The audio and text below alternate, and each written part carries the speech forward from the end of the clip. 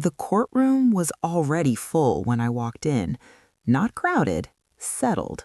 Like everyone had arrived early enough to decide how they felt before I ever took my seat. The benches were polished smooth by years of waiting. The walls carried that dull institutional beige that made every emotion feel inappropriate. Somewhere behind me, a cough echoed too loudly, then disappeared. I felt every step as I walked toward the defense table. Too slow, too quiet, too exposed. Across the aisle, Mark Cole was already there, my husband. He sat straight-backed, hands folded neatly in front of him, calm in a way that didn't belong to someone on the winning side of a marriage or the losing side of a trial. He wore the same dark suit he always wore when he wanted to look reasonable, trustworthy. Beside him sat his sister, Rachel Cole. Her posture was perfect, her expression carefully concerned. She held a tissue loosely, as if she might need it later, but not yet.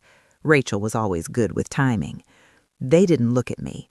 That hurt more than I expected, because it told me they weren't worried about what I might do or say. I sat down. The chair felt colder than the room.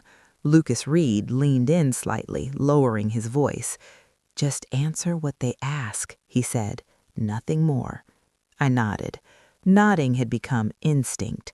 Over the years, I'd learned that too many words could be twisted. Silence, at least, stayed mine.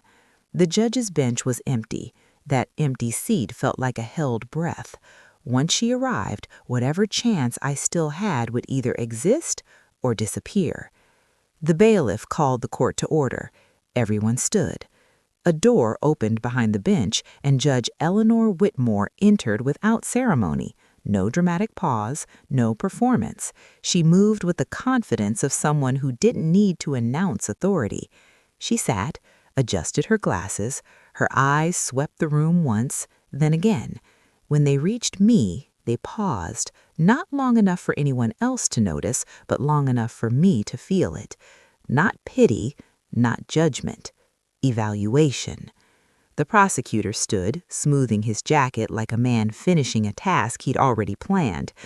"Ladies and gentlemen of the jury," he began, "this case is simple." Simple. That word landed heavy in my chest. He spoke about timelines, about behavior, about motives, about a woman who had grown distant, quiet, unpredictable. He never used my voice, only his interpretation of it. I watched the jurors listen. People like stories that explain discomfort. Mark took the stand next. He swore to tell the truth easily, too easily. He talked about my silence like it was suspicious, my exhaustion like it was proof, the way I'd changed. He never mentioned the finances, the documents, the passwords only he knew. He didn't look at me. Not once. When it was my turn, the room leaned forward. They expected something. Tears, anger, regret. I gave them none of it. I spoke quietly, clearly, carefully. Truth without drama, and I could feel the shift. Not belief, but doubt. People mistrust calm when they expect guilt to beg. When Lucas finished, the prosecutor smiled, small, certain. Judge Whitmore called for a recess. As she stood, her eyes found me again. This time they stayed just a moment longer, still unreadable. Behind me, someone whispered, not even trying to hide it, "She knows she's lost." For a second, I believed them. What I didn't know yet, what none of them knew, was that the story they were telling had a gap in it, a small one, easy to miss. But Judge Eleanor Whitmore had noticed it, and once she spoke, nothing in that courtroom would be the same again. The courthouse steps felt steeper on the way out, not because I was tired, but because everything felt unfinished.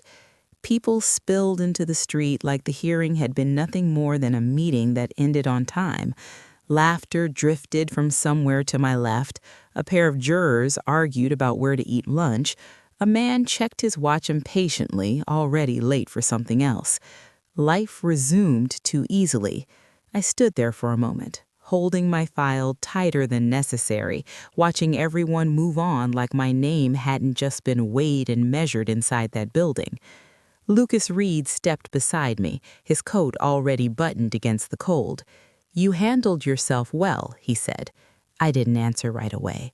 Well was a word people used when they didn't know how else to respond, when something wasn't good but it wasn't catastrophic enough to acknowledge either. Across the street, Mark Cole stood with Rachel. They looked comfortable. Mark leaned slightly toward her as she spoke, his head tilted just enough to signal interest. Then he laughed, not loud, not careless, a controlled laugh, the kind meant for private conversations, not public triumph. He looked relaxed, not relieved, relaxed. That detail lodged itself somewhere deep in my chest. If he believed there was even a small chance this could still go wrong, he would have been careful, guarded, measuring his words. He wasn't. Rachel glanced in my direction then, just briefly. Her expression shifted into something almost apologetic before settling back into concern. The performance was flawless. Lucas noticed my gaze. "Don't read into it," he said quietly. But it was too late. I already was. That night, my apartment felt borrowed. I'd chosen it because it was neutral. No shared memories, no arguments soaked into the walls, no kitchen corners where voices had once been raised and then swallowed. But neutrality has its own loneliness.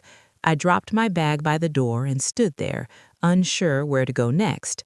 The space didn't pull me toward the couch or the kitchen. It didn't offer comfort. It just existed. I checked the locks. Once, then again. Only after the third time did I realize what I was doing. The silence pressed in, thick and watchful. Even the refrigerator's hum sounded intrusive, like it was listening too closely. I made tea and forgot to drink it, sat on the edge of the couch, coat still on, staring at the dark window where my reflection hovered faintly, tired eyes, shoulders pulled in, a woman waiting for something to happen. My phone buzzed. Unknown number. "You don't have to do this." No threat, no explanation, just certainty.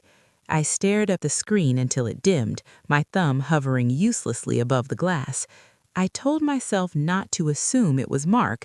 I told myself it could be anyone. I failed. I placed the phone face down and leaned back, closing my eyes. For a moment, I imagined what he might be doing, cooking dinner, answering emails, moving through his evening untouched. The thought made my chest tighten. The days that followed blurred together. Emails arrived from people I didn't recognize, some supportive, others pretending to be neutral while clearly leaning one way. Articles appeared online that never quoted me but somehow described me perfectly. A woman who changed, a marriage that deteriorated quietly, a troubling pattern. Friends reached out cautiously. Some said they were staying neutral, which somehow hurt more than choosing sides. Others didn't reach out at all. Lucas called every day. "They're shaping the narrative," he said once. "That's normal." Normal. That word again. But something underneath it didn't feel normal at all. Mark never contacted me directly, not once. No texts, no emails, no accidental calls. That silence felt deliberate, strategic, as if he wanted everything to look clean, professional, final. Rachel, on the other hand, did reach out. Her message arrived late, just after midnight. "I'm worried about you. This is getting unhealthy. Please consider stepping back." I read it 3 times. Concern dressed up as advice, a warning pretending to be care. I didn't reply, but I didn't delete it either. On the 4th night, sleep refused to come. I lay awake staring at the ceiling, listening to the faint sounds of the building, someone walking overhead, a pipe clicking, a distant siren cutting through the dark. My mind replayed moments I'd dismissed before. Mark insisting on handling the paperwork, Mark changing passwords for security, Mark telling me I worried too much, that I overthought things. At the time, it had felt like care. Now, it felt like preparation. Around 2 a.m., I opened my laptop. I didn't know what I was looking for. Just something solid, something that belonged to me and hadn't been touched. I logged into my bank account. Everything looked normal. Balances, transactions, nothing out of place. Relief flickered, brief and fragile. Then I tried my credit report. The page loaded, then stopped. Access denied. I frowned again and tried slower this time, carefully entering each character. Same result. That didn't make sense. I clicked Recover Access. New security questions appeared, questions I didn't remember setting. My chest tightened. What is the name of your first pet? What city were you married in? I answered. The page refreshed, and then it appeared, a list of accounts. My eyes skimmed until they stopped. A personal loan, in my name, opened 18 months ago. The number made my stomach drop. I stared at the date. 18 months ago. That was around the time Mark had told me, "I've got it handled, don't stress." The room felt suddenly colder. I clicked for details. The signature loaded last. It looked like mine. The curve, the spacing, even the small mistake I always made at the end. I felt cold all over. Not panicked, not yet, just hollow. Lucas answered on the second ring. "There's a loan," I said. "I didn't take it out." Silence stretched between us. Then, "Send me everything, screenshots, now." By morning, I was sitting in his office with a paper cup of coffee I hadn't touched. He studied the documents carefully, slower than I wanted him to. "This explains a lot," Lucas said finally. "This loan was used to move money between two accounts tied to Mark.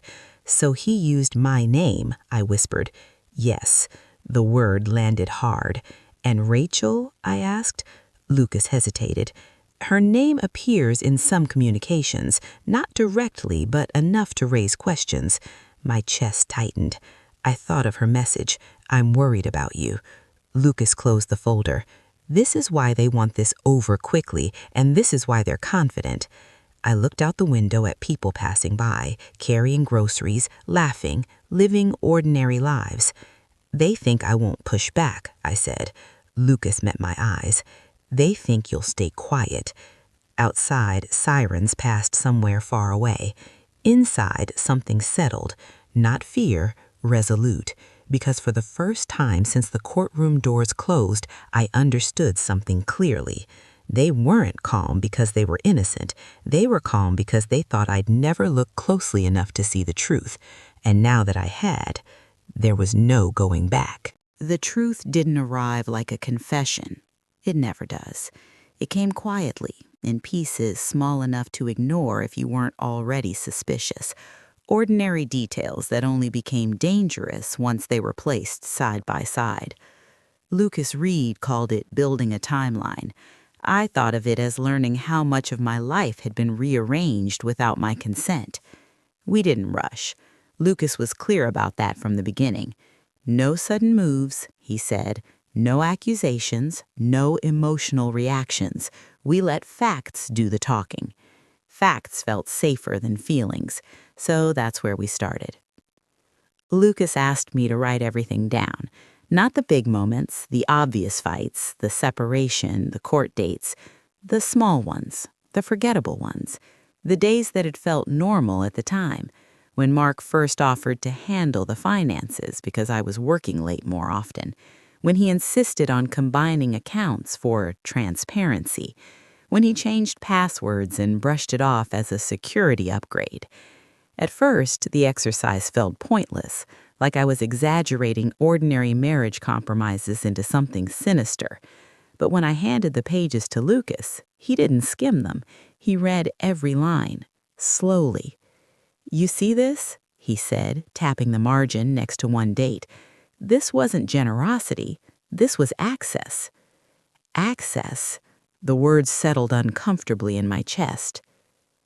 We met almost every afternoon in Lucas's office. It was a narrow space on the third floor of a building that smelled faintly of dust and old paper. The shelves bowed under the weight of law books and aging case files. A single window looked out onto an alley where sunlight barely reached. There was always coffee. There was never enough time. Lucas worked methodically. No theatrics, no big declarations. He verified. Bank statements came first. Mark's personal accounts showed small but consistent gaps, money leaving, then returning days later. The amounts weren't dramatic enough to trigger alarms on their own, but Lucas didn't look at them individually. He lined them up. Dates, times, amounts. When he overlaid those transfers with the loan timeline, the pattern emerged. Money left Mark's account, then appeared briefly in an intermediary account, then reappeared elsewhere, sometimes under my name. "See this?" Lucas said, pointing to a highlighted column. "Same day the loan was approved." I stared at the screen. "So he needed my credit," I said slowly. "Yes," Lucas replied, "and your name." And my silence. Lucas didn't correct me. Rachel's involvement took longer to surface. Her name didn't appear on official documents. That wasn't an accident. Instead, she appeared in timing. Emails sent minutes after bank approvals, phone calls logged just before account changes, calendar entries that aligned too precisely to be coincidence. Lucas printed everything and spread it across the table. "It's subtle," he said, "which makes it intentional." I felt something tighten in my chest. Rachel had always been the mediator, the reasonable one, the person who told me Mark meant well, that marriage required compromise, that I needed to be patient. Now I wondered how long she'd been managing me, not emotionally, but strategically. The more evidence we gathered, the quieter Lucas became. That worried me more than anger would have. One afternoon, he closed a folder and leaned back in his chair. Mark didn't just prepare for a divorce, he prepared for resistance. I swallowed. So he expected me to fight? Lucas shook his head slightly. "No," he said, "he expected you not to, but he prepared anyway." That realization sat heavy between us. Mark hadn't trusted chance, he'd trusted control. We requested discovery formally. Nothing aggressive, just standard documentation. Mark's legal team responded within 48 hours. Too quickly. They provided summaries instead of originals, redacted statements, pages that conveniently ended before anything useful appeared. Lucas studied the packet without reacting. "This is defensive," he said finally. "So they know?" I asked. "They suspect," Lucas replied, "and they're hoping we don't notice what's missing." That's when Lucas decided to request the originals.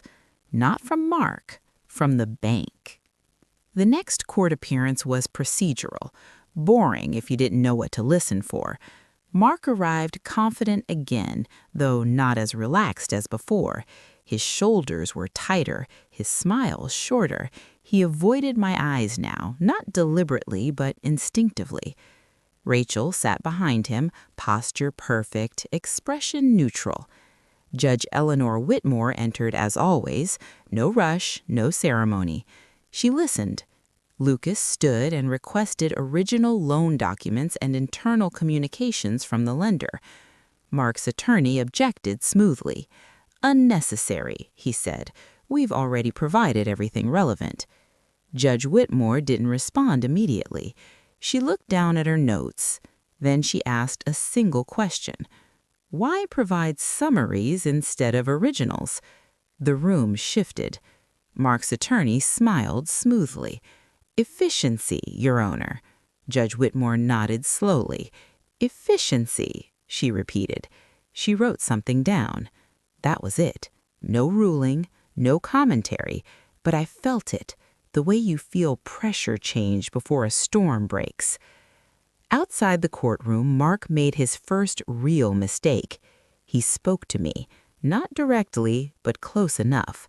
"Let it go," he said quietly as he passed. "This won't end the way you think."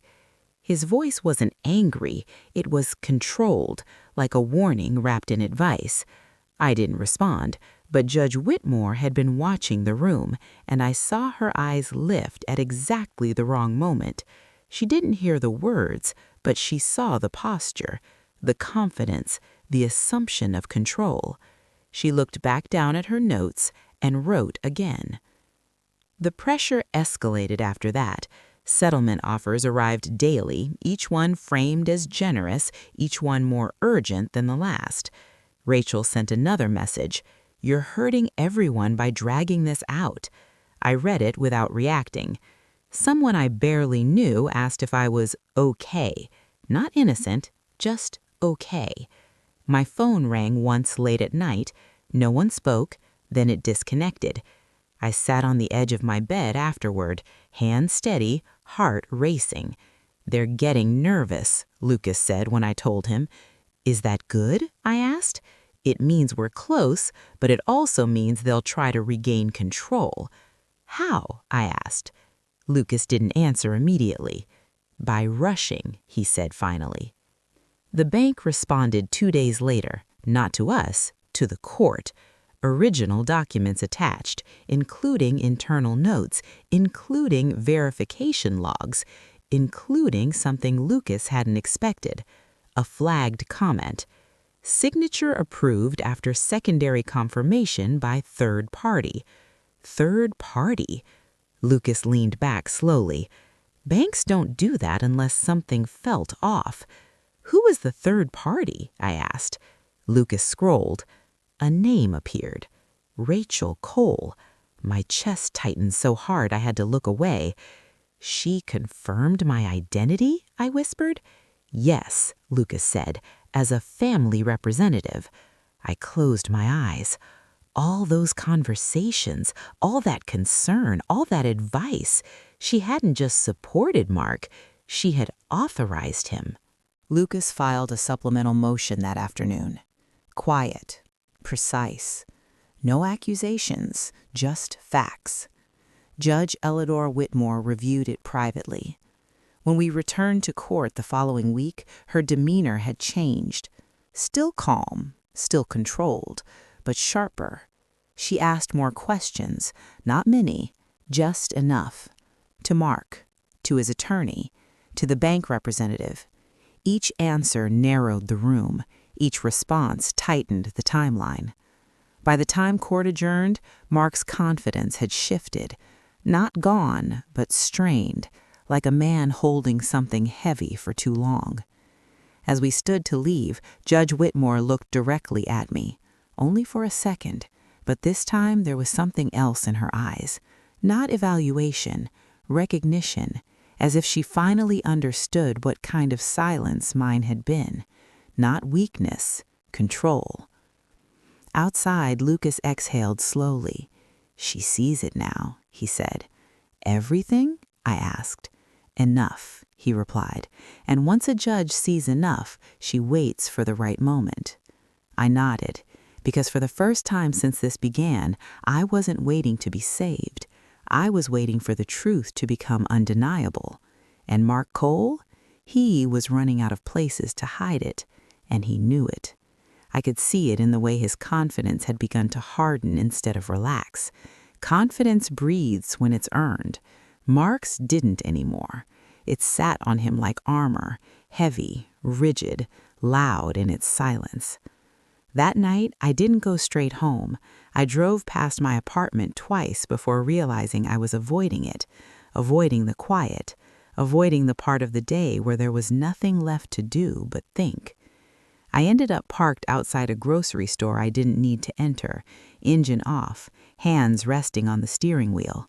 The radio murmured softly, news, traffic, weather, ordinary things that felt unreal now. My phone buzzed, a voicemail notification. From Mark. I didn't play it right away.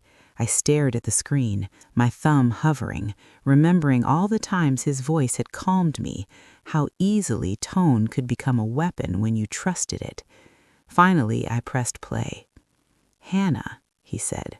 Calm, familiar, careful. "I don't know what Lucas is telling you, but this is getting out of hand. You're being misled. We can still resolve this privately, like adults. Call me." He didn't threaten. He didn't apologize. He positioned himself as reasonable. That was new. I didn't call back. Instead, I forwarded the voicemail to Lucas and drove home. The next morning, Lucas called early. "They're accelerating," he said. "Mark requested an expedited settlement conference." "Is that bad?" I asked. "It means he wants this done before the court asks the next set of questions. Questions like, why did the bank need secondary confirmation? Why Rachel? Why now?" We met later that afternoon. Lucas had spread documents across his desk again, but this time there was something different in the arrangement. Less chaos, more structure. "We're almost done building the map," he said. I sat, folding my hands in my lap to keep them steady. "What's left?" I asked. "Intent," Lucas replied. "We've shown access, we've shown opportunity, we've shown benefit. What we need now is intent." I frowned. "Isn't the loan enough?" "For fraud, yes. For court?" He shook his head slightly. "Judges don't just want to know what happened, they want to know why." The why. That was harder, because Mark had never explained himself. He'd always just acted. Lucas slid one more folder toward me. "Do you recognize these?" he asked. Inside were printed emails, old ones, years old, between Mark and Rachel. I scanned the dates. They went back further than the loan, further than the separation. "This one," Lucas said, pointing. "Read it out loud." I cleared my throat. "She doesn't like paperwork. If we simplify things for her, she won't push back." My stomach turned. Another. "Once it's in her name, it's cleaner." Another. "If this ever comes up, she'll doubt herself before she doubts us." I stopped reading. My voice felt too small. Lucas didn't rush me. "This is intent," he said quietly. I nodded, swallowing. It wasn't rage I felt. It was something colder. Understanding. Rachel texted me that evening. "Can we talk?" Just that. No concern, no advice. I showed it to Lucas. He leaned back. "If you do, you don't go alone, and you don't go unrecorded." We agreed on a public place, a cafe near the courthouse. Neutral ground, cameras, people, noise. Rachel arrived early.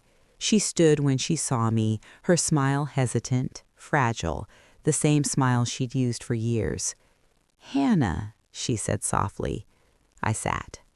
"Rachel." She studied my face like she was looking for something, anger maybe, or fear. "You look tired," she said. "So do you," I replied. That surprised her. She ordered tea she didn't drink. "I wanted to help," she said finally. "You have to understand that." "Who?" I asked. Her eyes flickered.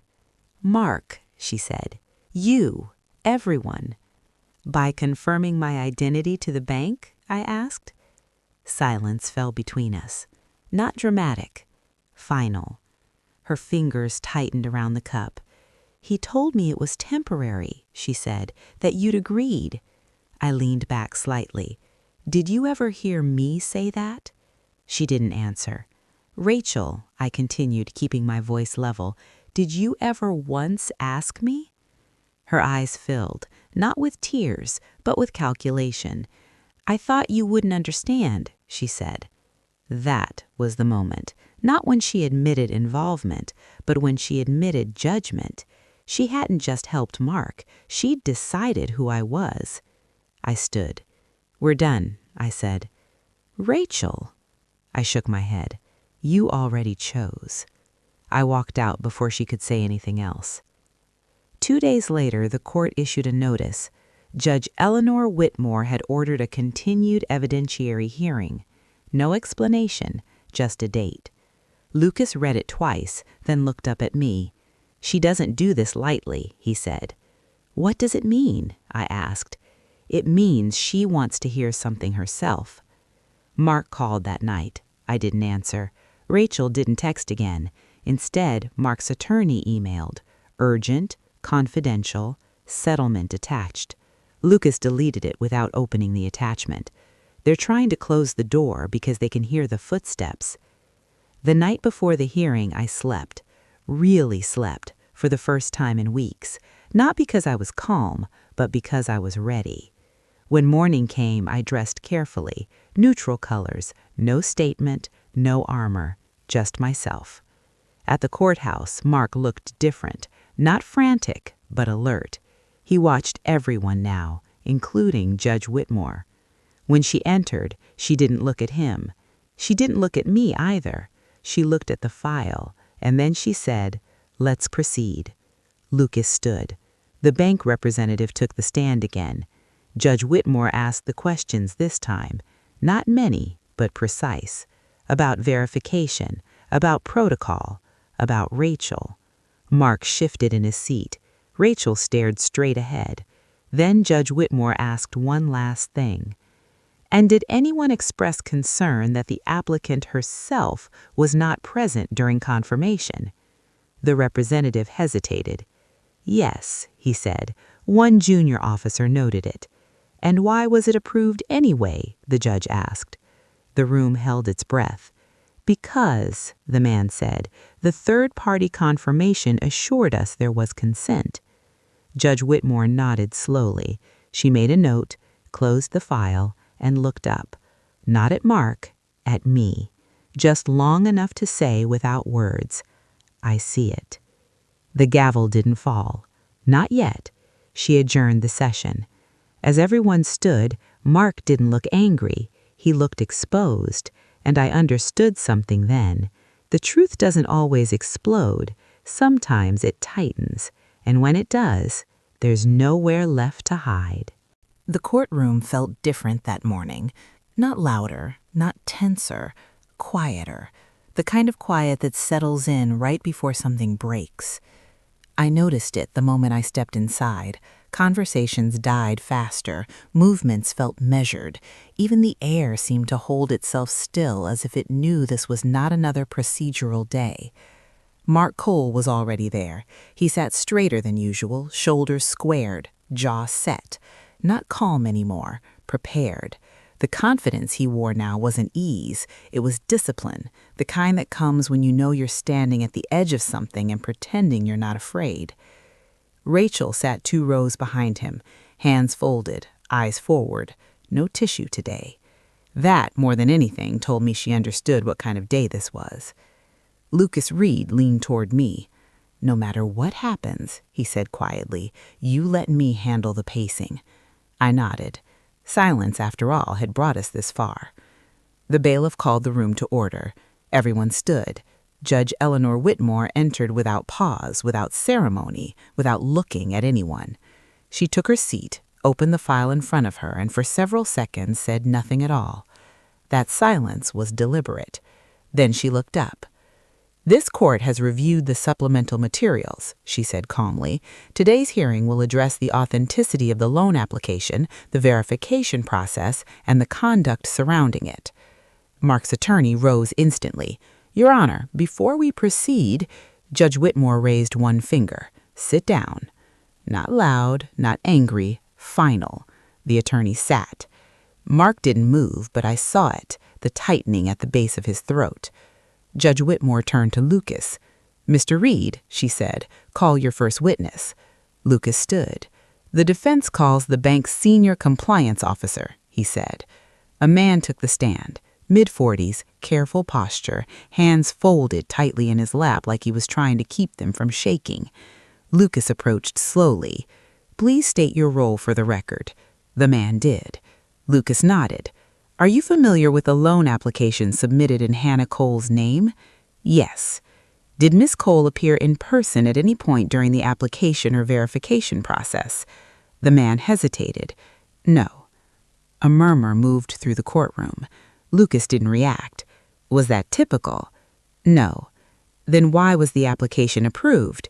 The man swallowed. "Because secondary confirmation was provided." "By whom?" Lucas asked. The man glanced toward the judge, then back. "Rachel Cole." Rachel's breath caught audibly this time. Lucas let that moment breathe. And what authority did Miss Rachel Cole have to confirm Miss Hannah Cole's consent? She identified herself as a family representative. Did you verify that Miss Hannah Cole had authorized that representation? The man shook his head. We relied on the confirmation. Lucas nodded slowly. No further questions. Mark's attorney stood quickly, irritation barely masked. Isn't it true that this was an internal error, a procedural oversight? The witness shifted. No. No? No, the man repeated. It was flagged. A junior officer questioned the absence of the applicant. And yet it was approved? Yes. Why? The man looked uncomfortable. Because the third-party confirmation was persistent. The word landed hard. Persistent. Mark's fingers curled against the table. The attorney cleared his throat. No further questions. Judge Whitmore leaned forward. I have one, she said. The courtroom froze. Did the third party, Ms. Rachel Cole, ever ask whether Ms. Hannah Cole was aware of the loan? The witness hesitated. No. Judge Whitmore nodded once. Thank you. The witness stepped down. Judge Whitmore turned a page in the file. Mr. Reed, she said, your next witness. Lucas inhaled once. The defense calls Mark Cole. A ripple moved through the room. Mark stood. He adjusted his jacket, smoothed his tie, walked to the stand with measured steps, the way a man does when he believes posture can still save him. He swore to tell the truth. He sat. Lucas approached, not rushing. Mr. Cole, Lucas said, you testified previously that you had no involvement in any financial activity conducted in Ms. Hannah Cole's name. Is that correct? Yes, Mark said smoothly. And you maintain that statement today? Yes. Lucas nodded. Let's talk about timing. He placed the document on the screen behind him. Do you recognize this account? Mark glanced at it briefly. Yes. Your personal account? Yes. Isn't it true that on March 18th, funds were transferred from this account? Mark hesitated for the first time. Yes. And on that same day, a loan was approved in Ms. Hannah Cole's name. I'm not aware of the exact date. Lucas smiled faintly. Let me refresh your memory. Another document appeared. Dates, amounts, times. Mark's jaw tightened. Is that accurate? Lucas asked. Yes. And isn't it true, Lucas continued, that those funds reappeared in an intermediary account before being redirected? Mark shifted in his seat. I don't handle those details. Lucas tilted his head slightly. You handled them enough to initiate the transfer. Mark opened his mouth, then closed it. Lucas stepped back. No further questions. Mark's attorney shot to his feet. Mr. Cole, he began, did Ms. Hannah Cole ever object to you handling financial matters during your marriage? No, Mark said quickly. She trusted you? Yes. And did she ever tell you she did not consent to this loan? Mark paused. No. The attorney smiled. Thank you. Judge Whitmore leaned forward again. Mr. Cole, she said calmly, I have a question. Mark straightened. Did you ever inform Ms. Hannah Cole that a loan had been taken out in her name? Silence. Mark swallowed. No. Did you ever ask her permission? Another pause. No. Judge Whitmore nodded slowly. Thank you. Mark stepped down. He didn't look at me. Rachel was called next. She walked to the stand carefully, her face composed, her movements controlled. Lucas didn't start immediately. He let the room settle. Ms. Rachel Cole, he said. "You've described yourself as concerned for Ms. Hannah Cole's well-being. Is that correct?" "Yes." "And you wanted to help her?" "Yes." "Then why didn't you call her before confirming her identity to the bank?" Rachel blinked. "I believed Mark." "Did you verify with Hannah?" "No." Lucas nodded. "So you made a financial decision on her behalf without her consent." Rachel's voice wavered. "I thought—" "No speculation, just answers." Rachel swallowed. "Yes." No further questions. Her attorney attempted damage control, but it was too late. Judge Whitmore didn't even look up during the cross-examination. She was already writing. Then Lucas did something unexpected. "Your Honor," he said, "with the court's permission, I'd like to introduce one final piece of evidence." Mark's attorney stiffened. "What evidence?" he snapped. "A recording," Lucas replied. Judge Whitmore looked up. "Proceed." Lucas pressed play. Mark's voice filled the courtroom, clear, calm, unmistakable. "She won't fight it. She never does." Rachel's face drained of color. The recording continued. "By the time this reaches court, it'll look clean. She doubts herself too much." A collective breath sucked in around the room. Mark stood abruptly. "That recording is—" Judge Whitmore raised her hand. "Sit down." The recording ended. Silence crashed down like a weight. Judge Whitmore removed her glasses slowly. "This court has heard enough," she said calmly. She looked at Mark, then at Rachel, then at the attorneys. "This was not an error," she said calmly. "This was coordination." Her voice didn't rise. It didn't need to. "The court finds that the loan application was fraudulently authorized, that Ms. Hannah Cole did not provide consent, and that this process was manipulated by parties acting in concert."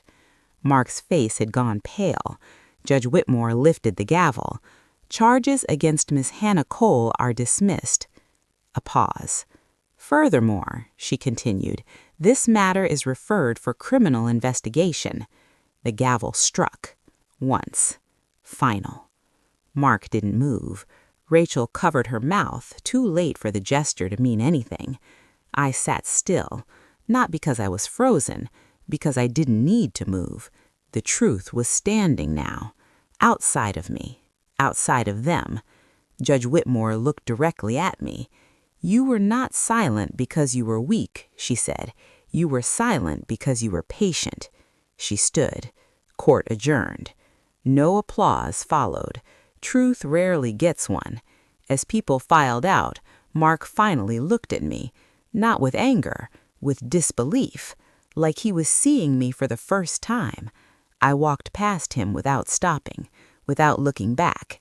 The courtroom doors closed behind me, and for the first time since this began, I felt light.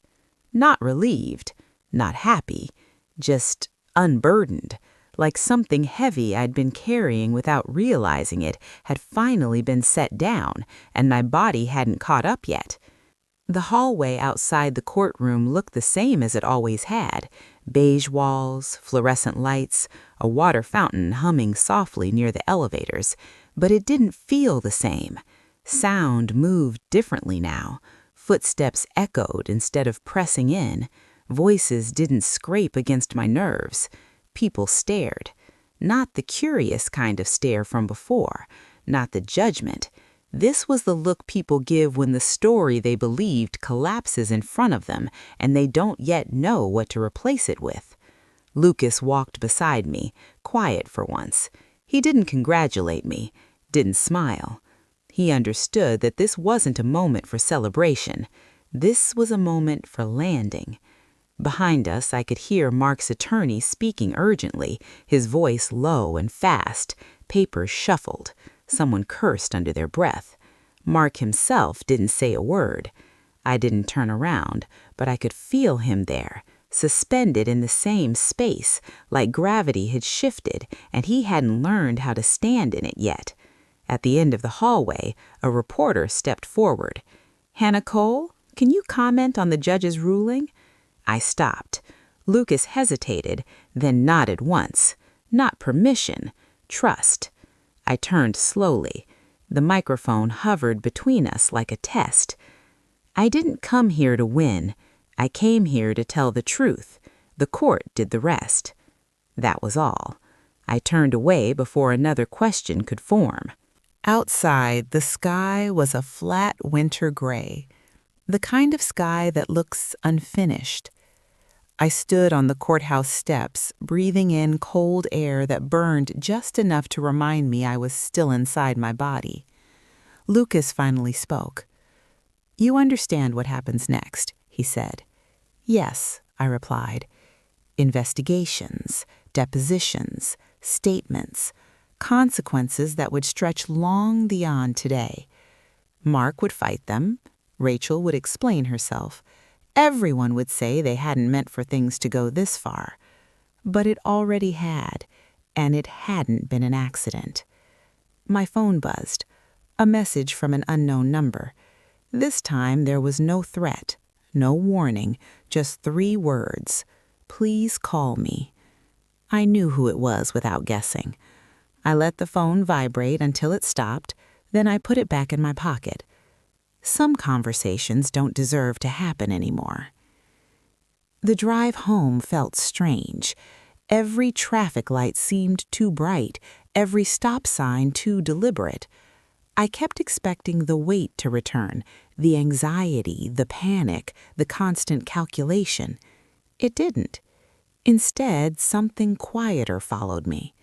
Clarity. At a red light, my hands rested loosely on the steering wheel. No tension, no grip. I realized I'd been holding my breath for months, maybe years. When I reached my apartment, I didn't check the locks twice. I set my bag down, took off my coat, sat at the kitchen table without rushing to fill the silence. For the first time, the quiet didn't feel like it was waiting for me to fail. Later that evening, Lucas called. "They've requested a sealed review of the recording," he said. "Standard move. It won't change the outcome." "I know," I said. "And Hannah," he paused. "Judge Whitmore asked for your statement to be included in the record." I closed my eyes briefly. "Why?" "Because," he said, "she wants the narrative to be accurate." Accurate. Not dramatic, not softened, not rewritten, just true. "I'll send it," I said. After we hung up, I sat for a long time staring at the blank document on my laptop. Then I began to type. Not arguments, not defenses, just facts. What I knew, what I didn't, what I had trusted, what that trust had cost me. When I finished, I didn't reread it. I sent it. That night I dreamed, but not about courtrooms.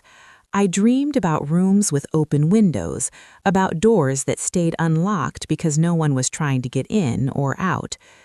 I woke before sunrise, calm. The next morning, headlines began to appear, not sensational ones, careful ones. Judge orders fraud investigation in Cole case. Court dismisses charges after evidence of financial misconduct. My name appeared, but it wasn't the focus anymore. That felt like justice in its own way. Midday, Lucas texted, "They've issued subpoenas, both of them." I stared at the message for a moment, then replied, "Okay."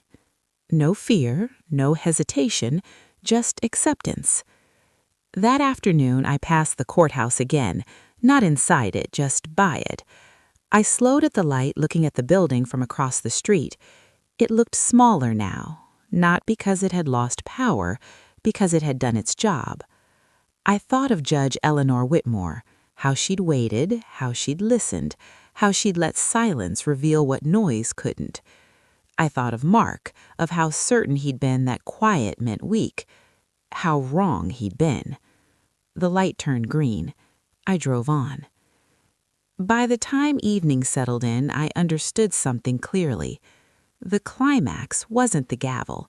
It wasn't the recording. It wasn't even the dismissal. The real turning point had been quieter. It had been the moment I stopped trying to prove who I was and let the truth speak for itself. Everything after that had simply followed. The world didn't stop when the case ended. That surprised me. I had half expected the air to feel different, the streets to look altered somehow, as if truth, once spoken out loud, changed the shape of things. It didn't. Cars still rushed through intersections, people still checked their phones while crossing the street. Somewhere, a delivery truck honked too loudly, and someone else shouted back. Life continued, only now it continued without me being chased by it. The first few days after court felt unreal, not because of shock, but because of space. Space where panic used to live. Space where explanation had once been required. Lucas called it post-resolution quiet. He warned me about it gently. "Don't mistake the calm for emptiness," he said. "It's just your nervous system learning it doesn't have to fight anymore." I didn't fully understand what he meant until the third night. That's when I realized I hadn't replayed the courtroom in my head even once. The subpoenas moved faster than I expected. Mark and Rachel were ordered to appear separately. Different days, different rooms. No shared story anymore. I wasn't required to attend, but I chose to. Not out of obligation, out of closure. I sat in a small observation room, watching through a pane of glass as Mark took his seat at a narrow table. He looked smaller there. Not physically, psychologically. The confidence was gone. What remained was calculation. He spoke carefully, choosing words the way someone chooses steps across thin ice. He denied intent, he minimized involvement, he emphasized misunderstanding. It was the same strategy he'd used on me for years, only this time no one was emotionally invested in believing him. Rachel followed the next day. She cried, not immediately. She cried when the questions stopped being general and became specific, when the emails were placed in front of her, when timelines no longer aligned with excuses. She spoke about pressure, about loyalty, about helping her brother during a difficult marriage. No one interrupted her. They didn't need to. The facts were louder. I wasn't angry. That surprised people. Friends, the few who had remained, asked if I felt vindicated, if I wanted justice to hurt. I didn't. I wanted it to end. And it was, slowly, methodically, without spectacle. The investigation moved forward without me needing to push. That was the strangest part. For so long, I'd been told that if I didn't advocate loudly for myself, no one would listen. And yet, once the truth had structure, it carried itself. One afternoon, I received an envelope in the mail. No return address. Inside was a single sheet of paper. Mark's handwriting. I recognized it instantly. The sharp angles, the tight spacing, control pressed into ink. "I never meant it for it to get this far. You always misunderstood me. We both made mistakes." I read it once, then I folded it carefully and placed it back in the envelope. No response. Some conversations only exist to keep control alive. I wasn't interested anymore. Judge Eleanor Whittemore never contacted me again. She didn't need to. But a month later, Lucas forwarded me something. A transcript excerpt, her closing note for the record. The court observes that silence is often misinterpreted as consent or weakness. In this matter, it was neither. The defendant's restraint allowed the truth to emerge without distortion. I read it twice, then I closed my laptop and sat quietly for a long time. That sentence felt heavier than the verdict because it named something I hadn't known how to articulate. The media cycle moved on. Another case, another headline. My name faded from search results. That felt like victory. I changed my phone number, updated my accounts, reclaimed administrative pieces of my life that had been outsourced to someone who didn't deserve them. Each small task felt ceremonial. A password reset wasn't just a password reset anymore. It was a boundary. 6 weeks after the ruling, I ran into Rachel unexpectedly at a bookstore. She stood frozen when she saw me, as if she hadn't expected me to exist outside of courtrooms and statements. We stared at each other for a moment. Then she spoke. "I'm sorry," she said. Not loudly, not dramatically, just tired. I studied her face. The confidence was gone, the calculation too. What remained was something quieter, regret maybe, or just loss. "I know," I said. She blinked, surprised. "You do?" "Yes." She hesitated. "Will you ever forgive me?" I considered the question carefully. "I don't think forgiveness is the right word," I said. "I think understanding is." "And?" she asked. "I understand what you did," I replied. "I just don't accept it." She nodded slowly. That seemed to be enough. We walked in opposite directions. I didn't look back. Mark never approached me again. I heard things through Lucas, through the quiet grapevine that always exists. Settlements, asset freezes, professional consequences. Nothing dramatic, nothing cinematic, just the slow erosion of a narrative that could no longer support itself. That felt right. On a rainy evening in early spring, I returned to the courthouse. Not inside, just outside. I stood across the street, watching people move in and out, umbrellas colliding, footsteps splashing through shallow puddles. For a long time, that building had represented fear. Now it represented something else. Process. I realized then that justice wasn't about winning. It was about alignment. Truth aligning with record, story aligning with fact, silence aligning with strength. Once that alignment happened, everything else followed naturally. That night, I slept with the windows open, rain tapping gently against the sill. The sound didn't make me anxious. It soothed me. Months later, I received a letter from the court, a formal notice closing my involvement in the matter. No apology, no praise, just closure. I filed it away, not because I needed it, but because I wanted proof, tangible proof, that the chapter had ended. The last thing I did was small. I donated the suit I'd worn on the first day of trial, the one that it felt too tight, too heavy. I kept the shoes, not out of sentimentality, out of respect. They had carried me through something difficult. They deserved to rest. On a quiet Sunday morning, I made coffee and sat at the kitchen table, sunlight warming the edge of the wood. No urgency, no background fear, just stillness. I thought about how close I'd come to believing the wrong story about myself, that quiet meant weak, that patience meant surrender, that speaking last meant losing. I smiled, because now I knew better. They thought I had lost in court. What they never understood was that I had already won the moment I stopped trying to prove anything at all. Was that I had already won the moment I stopped trying to prove anything at all. I thought that line would be the ending. I thought winning was a door that closed behind you. But that night, sitting at my kitchen table with the same mug of coffee I'd reheated twice, I realized the courtroom hadn't ended my story. It had only changed the room I was standing in.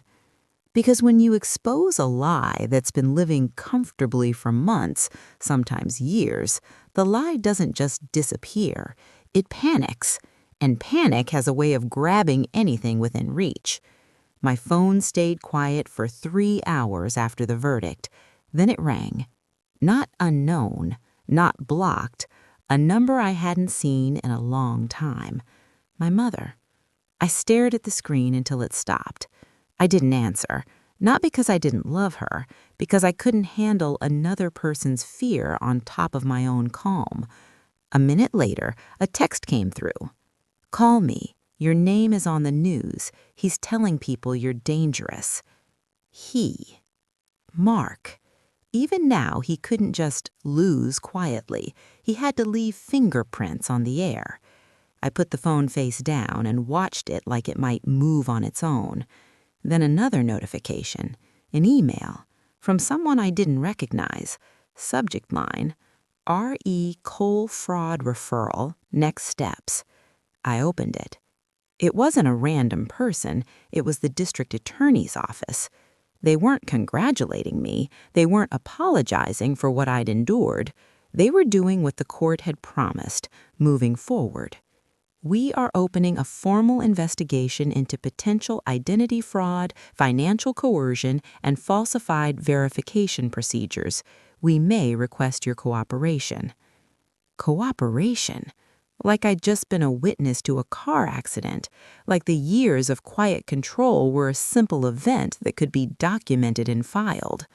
My stomach tightened anyway, because cooperation meant this wasn't finished. It meant Mark and Rachel weren't done touching my life. It meant I might have to stand in another room full of people who would decide how they felt before I ever spoke. I forwarded the email to Lucas. He called within 5 minutes. "Hannah," he said, voice low, steady, "listen to me. This is normal. It's also good." Good? I almost laughed. Nothing about this felt good. "It means your judge didn't just dismiss it," Lucas continued. "She built a bridge to consequences." I swallowed. "And now what?" "Now," he said, "we let the system do what it's supposed to do while we make sure you stay safe." Safe? That word felt dramatic on the tongue, until it didn't, until I remembered the anonymous text, "You don't have to do this," until I remembered the silent call at midnight, until I remembered how relaxed Mark had looked outside the courthouse in the beginning. Not relieved, relaxed, like he had backup plans. Lucas exhaled.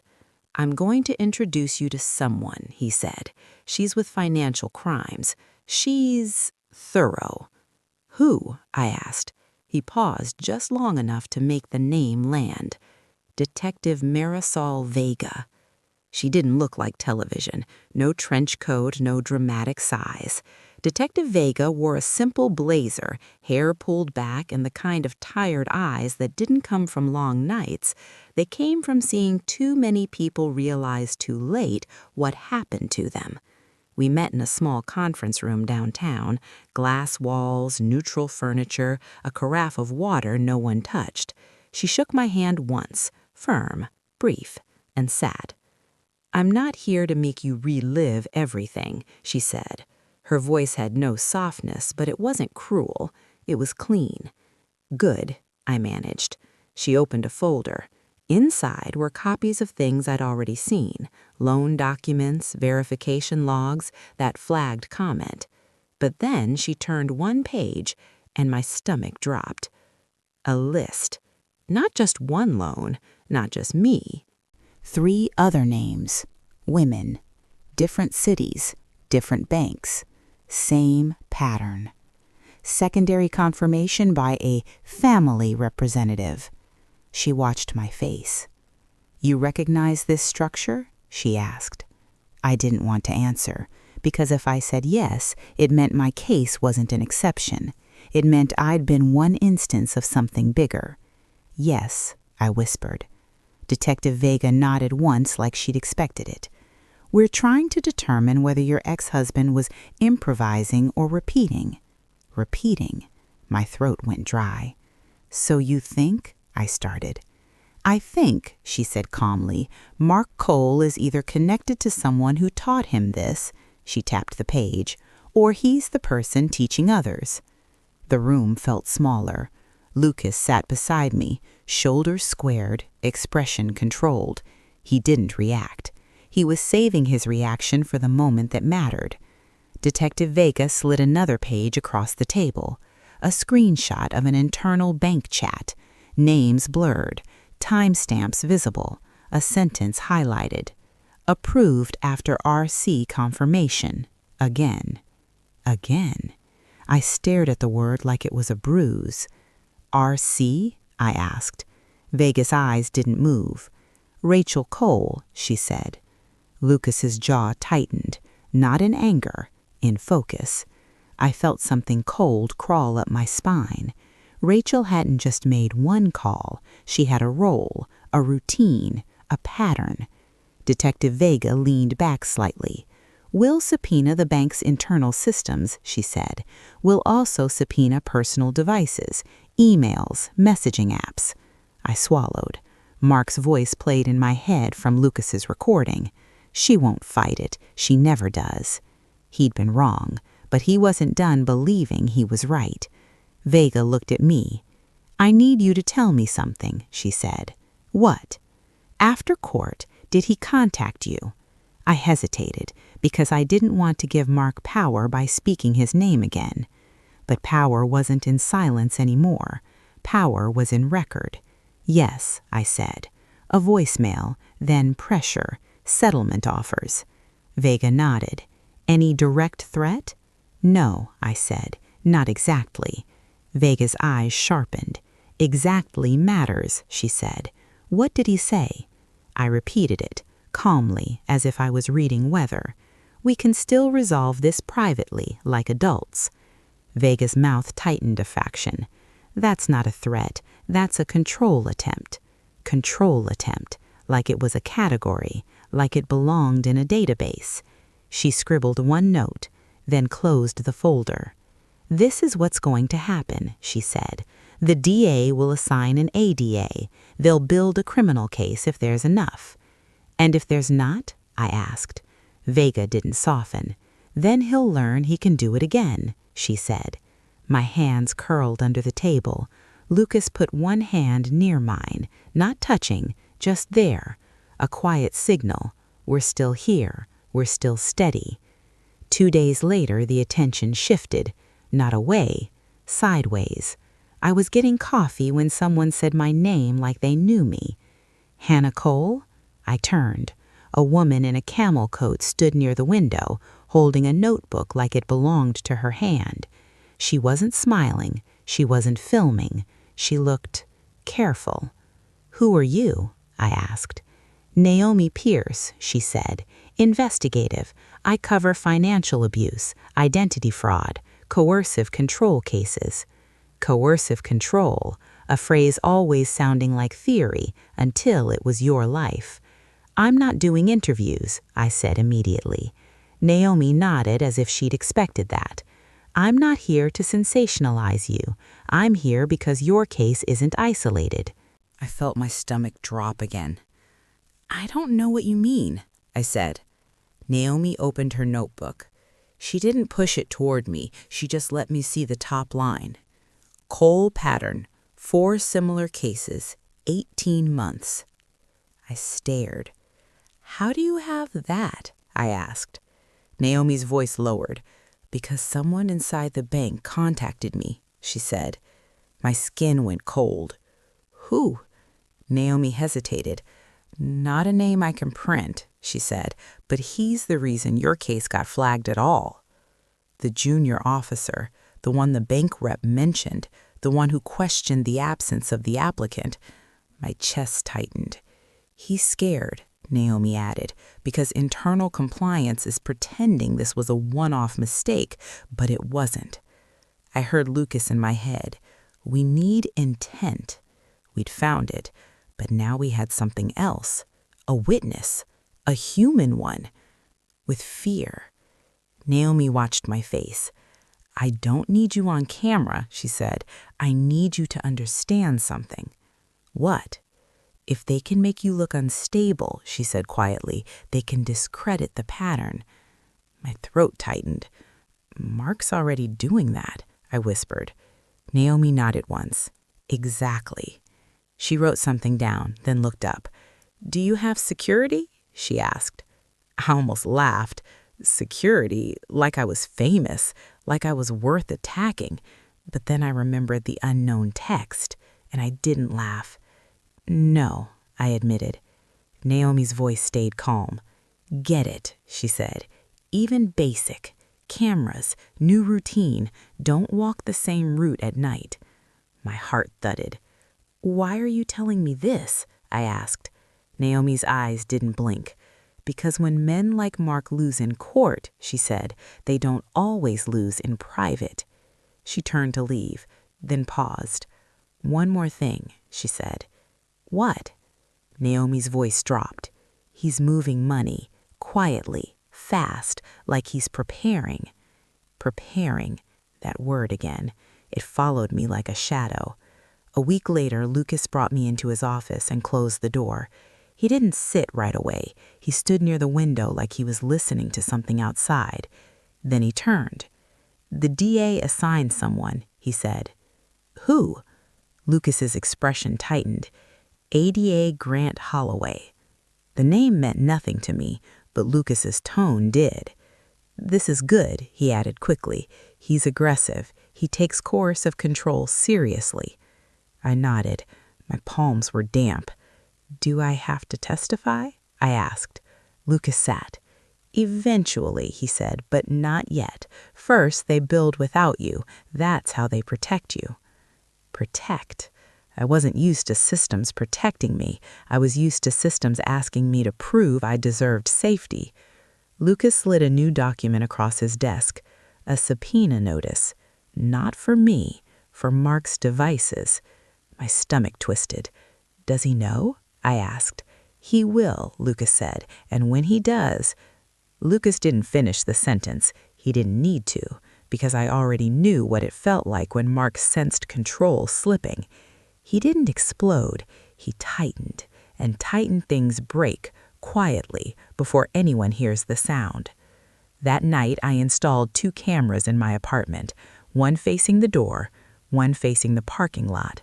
I told myself I was being careful, not paranoid, but at 2:13 a.m., the motion alert pinged.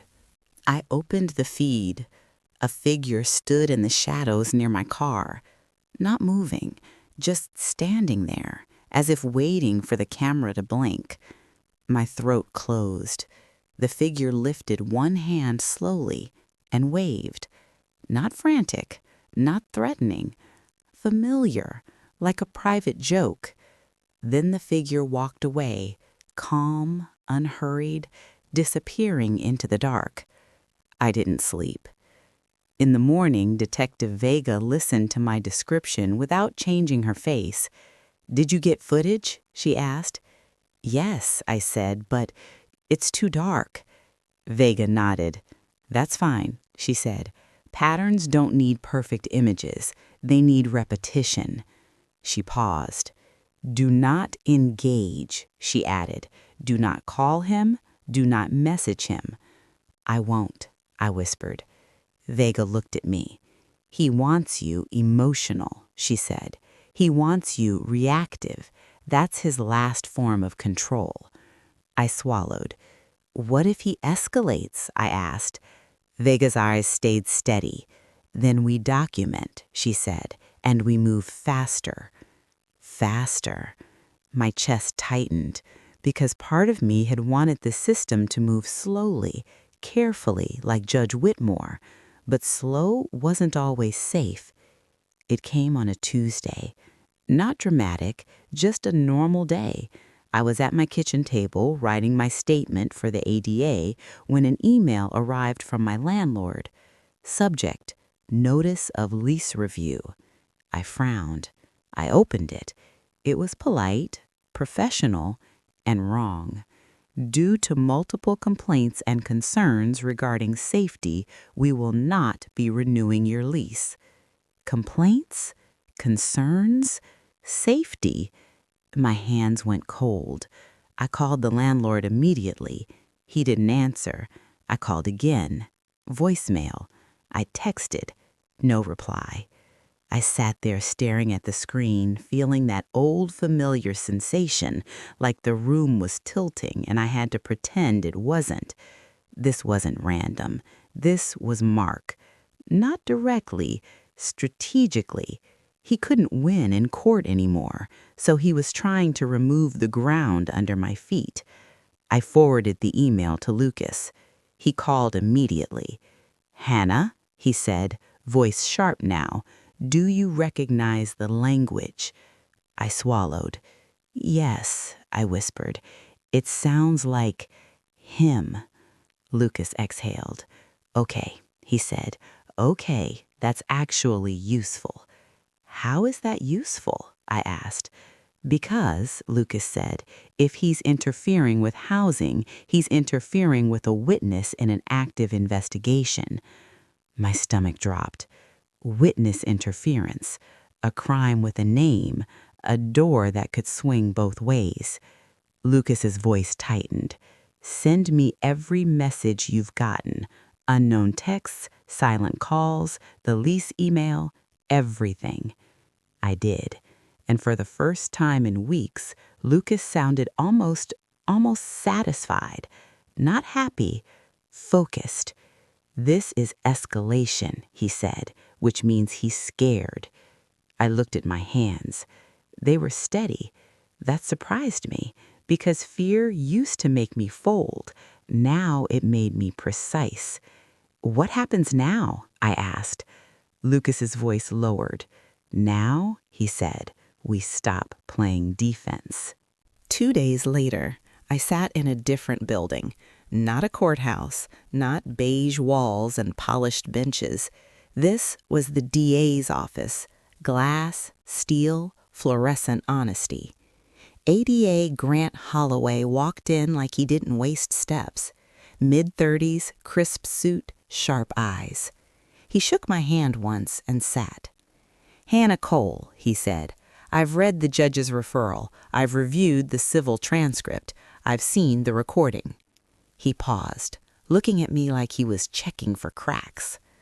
I'm going to be direct, he said. Mark Cole is not just a bad husband. He's a financial predator. The words landed hard. Predator. Not dramatic. Accurate. Holloway opened a file. We have a whistleblower, he said. My breath caught. Tyler Kwan, he added, junior compliance analyst. He flagged your application. Then he flagged 3 others. So he was real, not just a line in a bank rep's testimony, a person. With a family, Holloway continued, and fear. I swallowed. What do you need from me? I asked. Holloway leaned in slightly. I need you steady, he said, because Mark's going to try to paint you as unstable. I didn't flinch. I can be steady, I said. Holloway nodded once. Good, he said, because we're going to do something he doesn't expect. What? Holloway's eyes sharpened. We're going to arrest Rachel first. My throat closed. Rachel first. Why? I whispered. Because she's the weak link, Holloway said calmly. Mark's the planner. Rachel's the confirmer. Confirmers talk when the planner stops protecting them. I stared at the table. A quiet image rose in my mind. Rachel's perfect posture, her tissue, her timing, all performance, all control. And now she was going to be alone in a room where performance didn't work. Holloway stood. Go home, he said. Don't post, don't respond, don't meet anyone alone. He paused at the door. And Hannah? Yes? His voice softened just a fraction. This part, he said, is where people get scared and back out. I met his eyes. I'm not backing out, I said. Holloway nodded once. Good, he said, because neither am I. The arrest didn't happen with sirens. It happened quietly. Rachel was picked up outside her office building on a Thursday morning in front of coworkers who suddenly realized her perfect life had shadows. Mark didn't call me. He didn't text. He didn't send threats. He went silent. A silence so complete it felt like the air itself was waiting. Then, at 11:47 p.m., my phone buzzed. Unknown number. One message. You think you're safe because you won a room full of strangers? My throat tightened. Then a second message. I built those rooms. My heart pounded, hard, loud, human. I forwarded both to Detective Vega. She called immediately. Stay inside, she said. Lock everything. I am, I whispered. Hannah, Vega said, voice firm, listen to me. He's unraveling. Unraveling. I looked at the camera feed. Empty parking lot. Quiet hallway. Too quiet. Then the motion alert pinged. Front door camera. A figure stood right outside my door, close enough that the sensor caught the outline. I held my breath. The figure leaned toward the peephole, and I recognized the posture. Not the face, not the clothes, the posture. That straight-backed, calm, controlled stillness. Mark. He didn't knock. He didn't speak. He just stood there, like he wanted me to feel him on the other side of the door, like he wanted me to remember who used to own my silence. My hands shook, but my voice didn't when I whispered into the phone, "He's here." Vega's tone snapped sharp. She said, "Do not open the door. Officers are en route." En route felt like forever. The figure moved, not away, closer to the door. Then a soft sound, like something being placed down. I stared at the feed. A small envelope slid under the door. My stomach dropped.